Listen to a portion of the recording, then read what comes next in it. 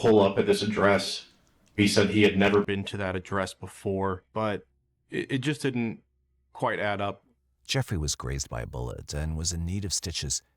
Even though it was his cousin who had been in the accident, he still seemed hesitant to provide a clear account of the incident. You don't have a bullet wound, so you have a laceration from a strip in there, you need stitches. I have to tell you, buddy. And that's why I'm asking if there's anything you can call. You definitely need something. You definitely have stitches. You definitely probably need to make sure you're updated on your tetanus shots since you're 25. But you need to be around somebody right now. So I need you to call somebody so you can do this all, okay? Okay. His description of the shooter was vague.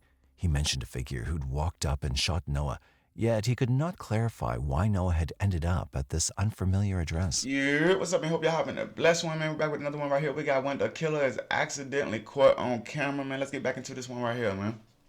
Was having his wound examined, investigators arrived and started to carefully comb through the crime scene. So we arrived on scene, myself and Detective Kennedy. There was a vehicle crashed into the next door neighbor's house. It looks like a through and through the armpit, both sides. When I first noticed the victim, he looked like he was in his younger 20s. It's kind of a sad situation, but working in the Midnight Major Crimes Unit, we're used to seeing younger folks that are victims of homicides. We have a lot of questions that we want answered, but we really didn't have much. Jeffrey was inside of the vehicle when the shooting took place.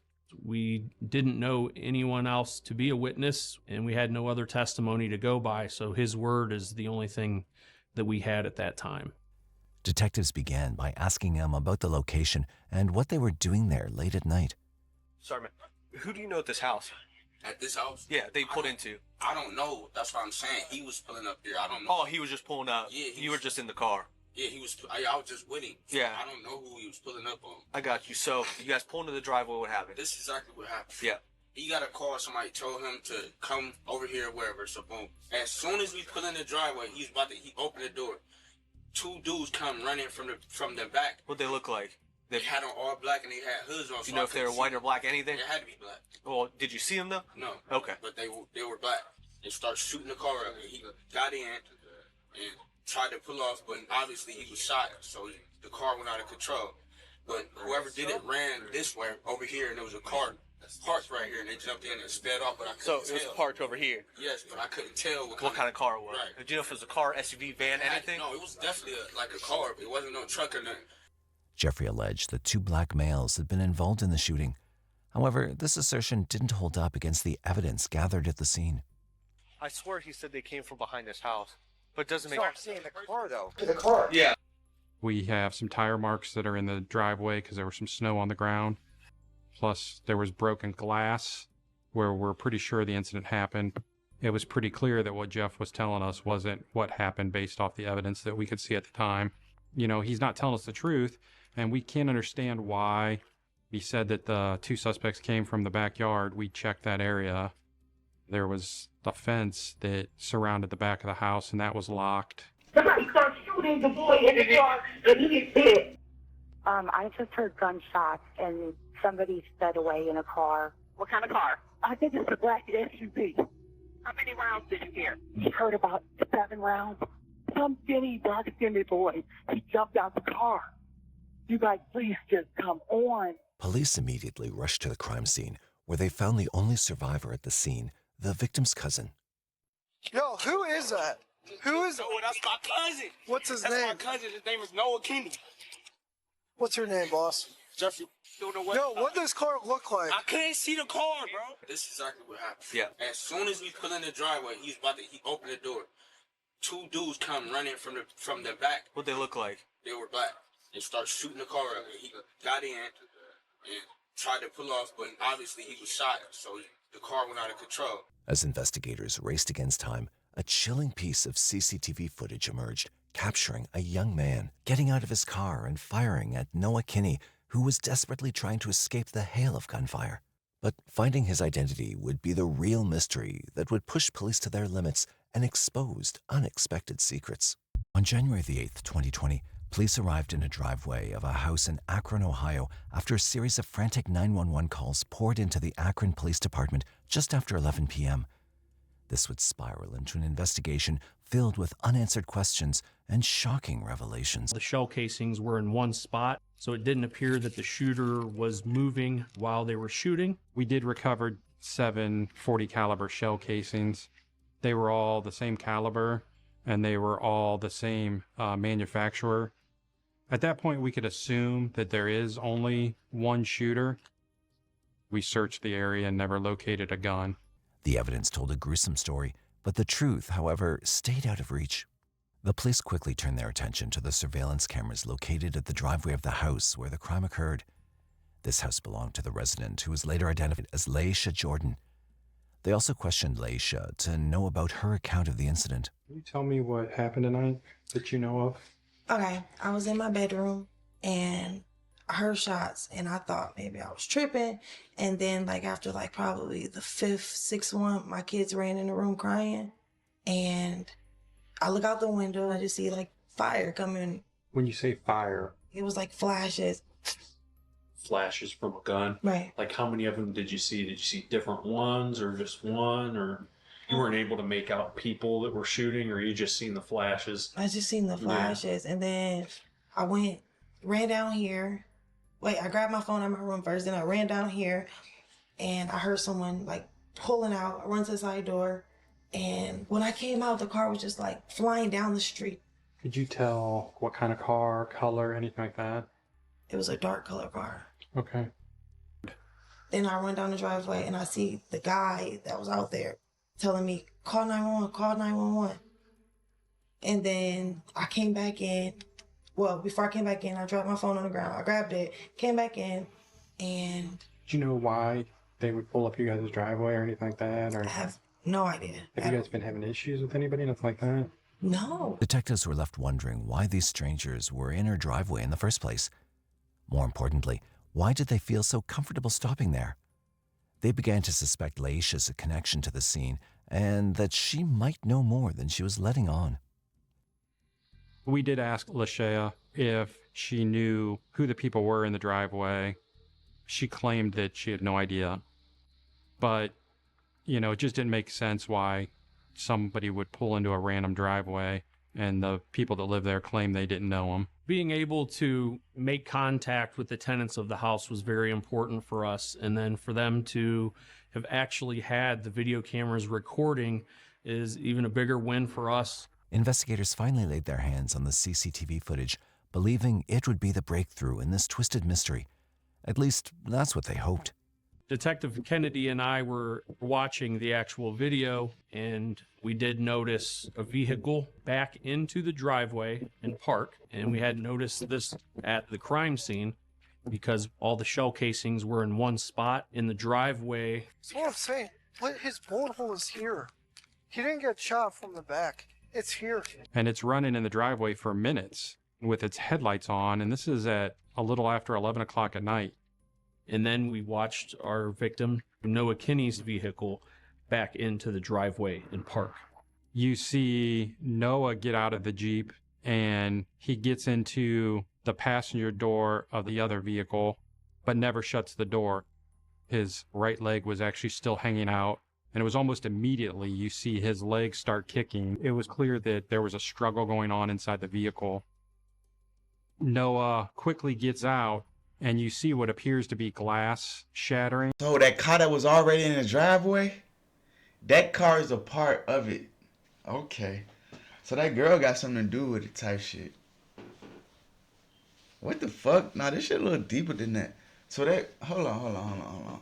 So the cousin was never in the car with him. There's shots being fired from inside the vehicle, and then you see the suspect get out of his vehicle and continue firing at Noah, shattering the back window of the Jeep. In a shocking twist, the moment everyone had been waiting for finally came. The killer was caught on camera. Noah jumps in the passenger side of the Jeep over Jeffrey into the driver's seat and pulls out of the driveway. And that's when he crashes. And then you see the suspect vehicle pull out of the driveway and leave the scene. The footage revealed a dark-colored car believed to be a Buick, pulling away moments after the gunfire. After watching the video over and over and over again, we can see that based off the shape of the taillights and the headlights, the suspect's vehicle was more than likely going to be a Buick, and we put out pretty quick to patrol to keep an eye out for a Buick vehicle. The suspect's vehicle provided crucial evidence, yet the blurry footage of the person shooting Noah left everyone questioning who it really was. But the detectives weren't ready to give up and dug deeper, analyzing every detail. When Detective Kennedy and I looked at the video a little closer, we noticed that the suspect was a large frame black male with a beard. So it's pretty huge for us to have actual footage of the shooting. We very rarely are able to see the actual shooter taking the shots. Time was running out, and with every second, the pressure mounted, driving the detectives closer to a truth hidden in the shadows of the crime. The police then turned their attention to Jeffrey once again as he received treatment for his grazed wound.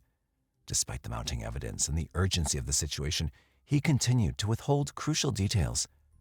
Jeffrey's reluctance only fueled more doubts among the police.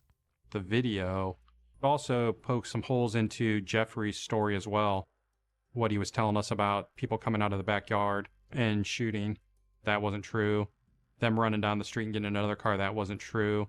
So we have a lot of questions that we were going to have to ask Jeff. It was clear that he was holding back on what he was telling us. What was he hiding? Why would Jeff and Noah Kinney be in the driveway? Were they into something they shouldn't have been? He repeated that Noah had received a call leading them to that house, yet his shifting narrative raised more questions than answers.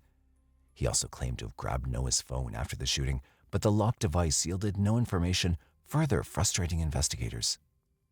The weight of the evidence began to build, and with every inconsistency in Jeffrey's story, the police grew more skeptical. Inconsistencies stacked up, and the pressure mounted on Jeffrey. Even though detectives were suspicious of Jeffrey's story, they knew they had to keep searching for evidence to get justice for Noah. That's when they turned to the CCTV footage from Laisha's house, focusing on the moments right after the shooting. We see Lashea, she exits her side door, she bends over, and she picks an object up in the driveway and carries that object inside her house. We kept zooming in, trying to figure out what Lashaya picked up. It could have been drugs, it could have been a gun, it could have been a bundle of money. That made us have so many more questions. Why would she be lying to us? We didn't know if she was involved, if she knew who the suspect was, if she knew who the victim was, or possibly if she was the one that set this whole thing up. When Laisha was caught on camera picking something up from the crime scene, the red flags were impossible to ignore. The police started to wonder if she was the wolf they were looking for all along, hiding in sheep's clothing. At this point in our investigation, we had a witness, Jeffrey. He was not telling us the entire truth of what had happened. And we had Lashaya, who was not forthcoming at all. Why would she lie about picking an object up in the driveway unless she was involved some way? This really added to the mystery of the whole case. Detectives wasted no time and launched into a tense interrogation of Laisha, knowing the truth could unravel at any moment. Lashea, she had told us that it was her cell phone that she had dropped when she went out to check on Jeff. We actually looked to see if we could see her. She exited the house, and she did not. But she swore up and down it was her cell phone, and she dropped it. It was important for us to try to figure out what that object was, if it meant anything at all. I'm just going to let you know, I got some questions for you. Okay. You need to be 100% honest with me, because I know a lot more than you think I know. All right? So I was very irritated going into the interview. Why would she lie about picking an object up in the driveway? It seemed like she was holding some keys to this puzzle for us to try to figure out. As the pressure mounted, she finally cracked and revealed what the object was that she'd picked up at the scene. I know you've seen the video, but I can tell you right now that that video is going to go to the Bureau of Criminal Investigation, and they're going to enhance that video where I'm going to be able to tell exactly what you had in your hand. She knew that the video that we had was from her own cameras. I figured her knowing that up front, she might come clean. So when they enhance it, is it going to show that you had a gun in your hand? Is it going to show that you had a wad of cash in your hand? No, it was weed. You can enhance it. It was weed that I picked up. It was a bag. There was no weapon. There was no cell phone. None of that. It was weed that I picked up off that ground. It was weed. The detective found her answer peculiar and decided to take a more serious approach in order to bring the truth out. What she revealed next would turn the investigation on its head. You need to be 100% honest with me because I'm really pissed off about this right now. I'm being honest. That's what it was. It was weed. My mind was just... Did you know what it was when you picked it up? I didn't. She did say that it was a bag of marijuana that she had picked up. That never made sense to me, because why would she lie about marijuana possession, a minor misdemeanor? Leisha spoke with tears in her eyes, but her seemingly innocent face resembled more of a mask. More importantly, the detective wondered if the suspect and the victim had chosen her driveway for a reason. Now I want you to think real hard about this next question I ask you before you answer it. Am I going to link you to them in any way? The ones that were in the driveway. Am I going to link you to them? I don't know none of them. Because I got truth. I wish I knew more. Lashea said she didn't know who it was in her driveway, didn't know the suspects, didn't know the cars, but it just didn't make sense why they would be in her driveway. At that point, I definitely knew she still wasn't being honest. So I pressed her pretty hard. I could tell you that I don't believe that because that car pulls in your driveway and sits there for 6 minutes with its headlights on. Listen to me for a second. I'm sorry. Hey, I'd went to go picked up some shit and pop in a whole nother person's driveway type shit. I ain't leave no headlights on type shit. But like, people do that. Like, probably park. Nigga don't want you to park in front of their house. Go park 2-3 houses up. I'm gonna come up to the, you know what I'm saying? Like, I did that a lot, nigga. I went from parking streets over. Some niggas have like a little alleyway through their yard they can get to the back street. You know what I'm saying? You ain't gonna pull up to a nigga actual house. That's hot as fuck. That's crazy. Like, they don't pull up to my goddamn house, nigga. 6 minutes with its headlights on before the victim pulls up and sits there for another minute.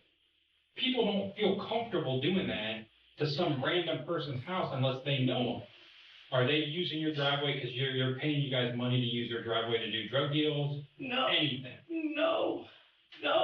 I don't know who it was. I don't know those two guys. I don't know none of them. After revealing what the object was that she'd picked up, her actions led to her being charged with tampering with evidence. I mean, it's not uncommon for people to lie to us. It happens all the time. We're used to it, but we don't like it. Noah Kinney, the victim, this is somebody's son, somebody's brother or cousin or a baby's father.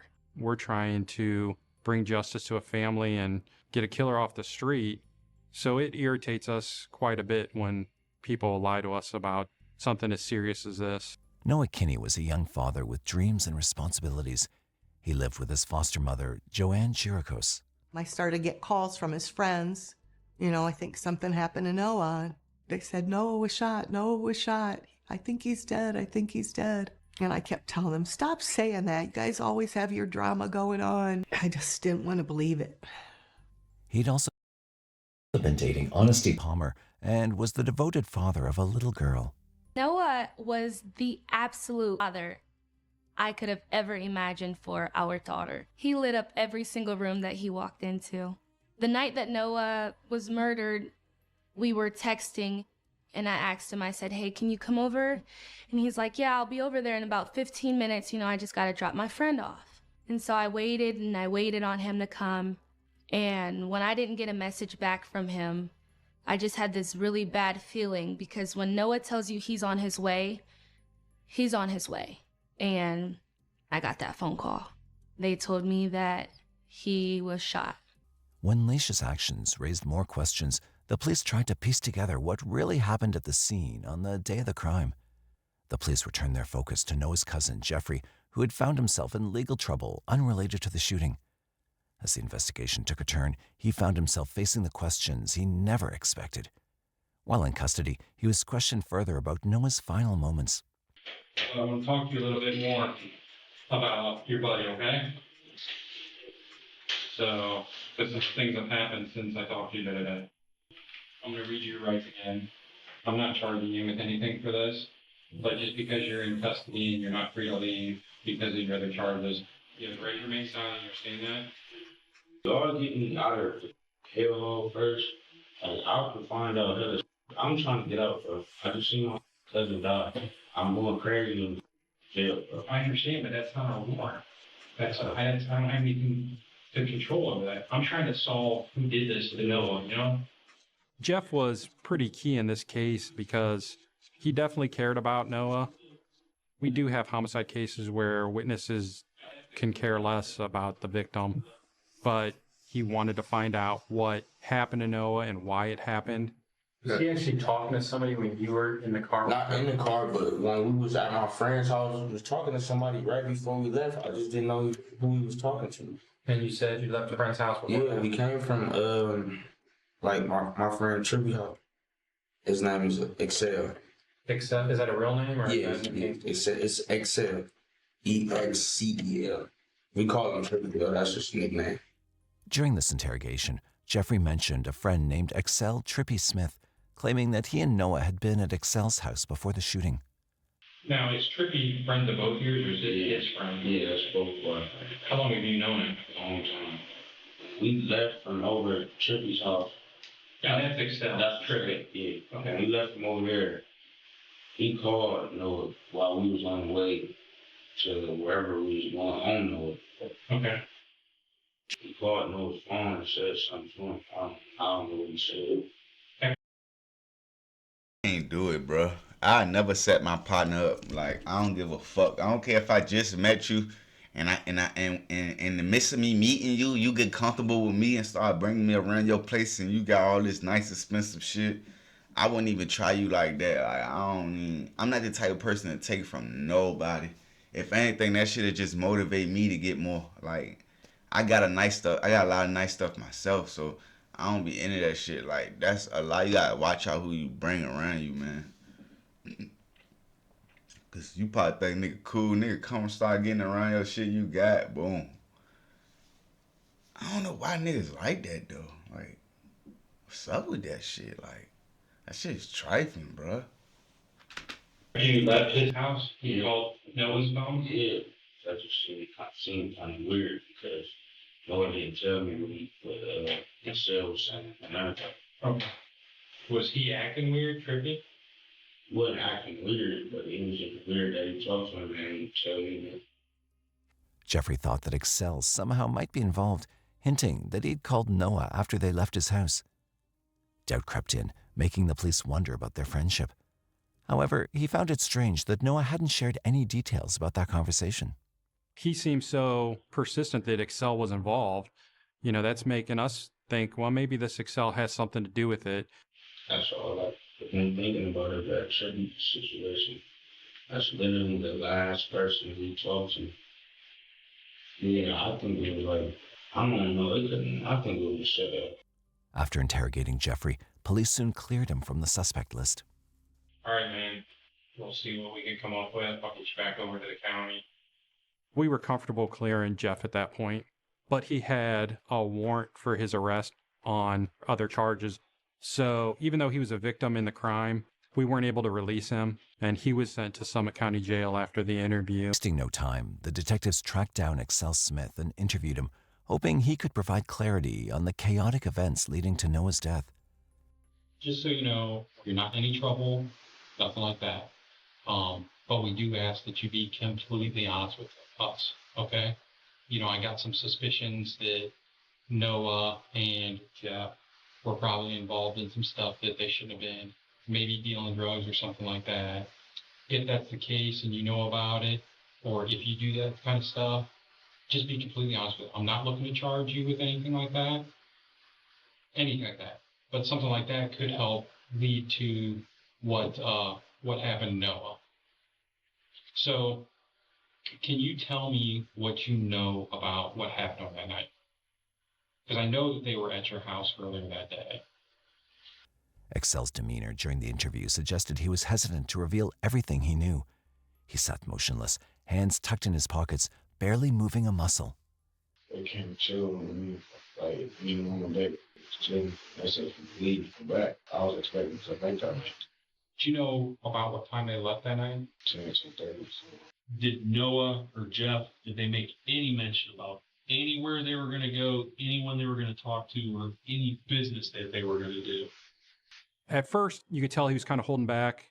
We figured if we kept pressing him, we would probably get more information from him that might help us solve this case. In moments of crisis, silence can speak volumes, and Excel's nervousness suggested he was hiding more than just casual conversations.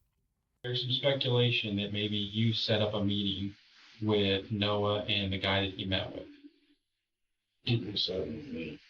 Did you introduce him to anybody? You know, my people were a little bit to the meeting. Who's that person? Excel admitted that Noah had previously met someone named Melvin, a man in his 20s. This news brought a new picture. While police had this detail established, they then asked a crucial question that was to determine if they were on the right track or if this was just another failed lead. Everything hung on this moment. They needed to find out the truth. Do you know what Melvin looks like? Big. Like how big? You got some weight on the thing, you know, 275 pounds. Okay. Do you know about how old he is? Okay. This was the chilling moment when everything fell into place for the detectives. In a shocking turn of events, they finally uncovered a truth that would reshape their understanding of the entire investigation. Melvin's physical characteristics and the Buick he drove matched the surveillance footage. The clues were coming together, but it remained uncertain if they would be enough to achieve justice. Is Melvin involved in anything? Do you happen to have a number for Melvin? A phone number? And I just want to make sure that you didn't text, Noah and say, hey, go meet this guy or whatever. When you say Melvin's your people, like, are you related to him, or is just a dude, someone who knows? What's your involvement with him? Gotcha. Okay. And when you introduced him to Noah, what was the purpose of that? Okay, that was just for weed or whatever. Do you know what he drives? When he told us that, it was like kind of like an aha moment, because we're like, man, that matches the make of the vehicle that we're looking at. Nobody would have ever guessed that Excel's interview would lead them straight to the killer, even revealing the suspect's image. So once he gave us the name Melvin, we started plugging it into our database, tried to figure out what Melvin's last name was. Had a couple Melvins pop up. Some of them didn't match the description of our suspect. So then I'm thinking Excel told us they worked together at a nursing home a few years back. So I'm like, this is a long shot. Let's see what I can come up with. So I pull up this nursing home's Facebook page, and I start scrolling, and I'm scrolling, and I see the name of an employee of the month, Melvin Terry, and it's got a photo of the guy. They too smart. The law crazy, bruh. The law crazy, bruh. Guy's smiling. He's a light-skinned black male, heavier set with a beard. He matches the description from the video. It matches what Excel said. So now I'm starting to put the pieces together, and I'm like, this is our guy. The investigation then took a critical turn as detectives turned to Noah's phone found at the crime scene. This phone held secrets that could change everything. We gained access to Noah Kinney's cell phone, and we noticed that Melvin and Noah Kinney had sent text messages to each other just minutes before Noah Kinney was murdered. One of the text messages was from Melvin to Noah to meet him at that address in that driveway. So Noah Kinney and Melvin Terry's cell phones both put them at the scene when the actual homicide took place. At that point, we're thinking this has got to be our guy. Texts exchanged between Noah and Melvin shortly before the shooting indicated that Melvin had been directly involved in whatever had transpired that night. Suddenly, Melvin was no longer just a name. He was a key player in this haunting game. This revelation shifted the focus of the investigation towards Melvin and, most importantly, the Buick. We were able to track its GPS location to a body shop in Akron, not far from our police station. The investigation hit a pivotal moment when the police tracked down Melvin's Buick. It had bullet holes in it, and the passenger window also had bullet holes in it. There were still bullet holes in the metal behind the door cover, and there was also blood on the inside passenger door of Melvin Terry's car. We did swab the blood. Those blood swabs went to BCI, our Bureau of Criminal Investigation, and we did get a hit for Noah Kinney's blood. So we knew at that point that Noah Kinney was shot in Melvin Terry's car because his blood was in the car. The sight of that vehicle was crucial, as it had evidence that linked Melvin to Noah's tragic death. The detectives discovered solid evidence that could connect. This gruesome discovery pushed the detectives to act swiftly. Every drop of blood told a story, and in this case, it was a tale of betrayal and loss. The owner of the body shop cooperated with the investigation, presenting an invoice for the repairs made on Melvin's car. This document was more than just paperwork. It had the name Melvin Terry along with a phone number. Melvin's father, Melvin Terry Sr., had brought the vehicle in and paid for the repairs. The timing of these repairs, coming just after the murder, raised further suspicion. Flip through it now, okay? Here's the first tab. Ready? We went to conduct a photo array to show the owner to see if he could pick the suspect out. I'm almost positive that's him. It's the beard that, that I noticed. It's the full grown. It came down and up. It just blended in. Well, the percentage, you would say out of 0 to 100, how do you feel? I'd go like 87. He was able to pick Melvin Terry's father out of the photo array. So I just have a couple questions for you real quick. So is this the guy that brought the car in? And this is the guy that asked you to fix the car? Yes. Okay. And then did he actually say what happened to the car? He never mentioned anything about it. Okay. He never even said he got shot at or he shot at something. He just said what it cost to fix it at my person. Okay. So that's when I, And he's the same guy that paid you half up front and then came back and paid you the remainder half? Yeah. We were able to rule out Melvin Terry's dad as a suspect. The only thing that we were able to determine was that, he was trying to have the vehicle repaired after the fact. With Melvin's involvement becoming increasingly evident, the detectives prepared to take their findings to the next level. They had the car, the blood, and the connection to Melvin through Excel's testimony. The pieces of this dark puzzle were finally aligning.